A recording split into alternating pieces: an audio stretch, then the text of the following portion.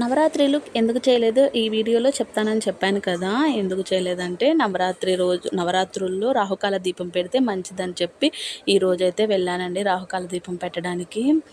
ఈ దీపం టెంపుల్లోనే పెట్టాలి, ఇంట్లో పెట్టుకోకూడదు.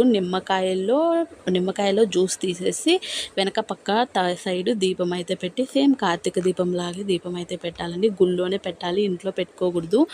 పెడదాము 9 days మనకి ఎలాగో కుదరదు కాబట్టి ఈరోజు ఫ్రైడే అనేసి ఈరోజైతే గుడికి వెళ్ళాను. ఇంక ఇంట్లో పని చేసుకొని రాహుకాల టైంలోనే పోవాలండి. శుక్రవారం కాబట్టి ఈరోజు రాహుకాల టైం చూసుకొని వెళ్ళామన్నమాట.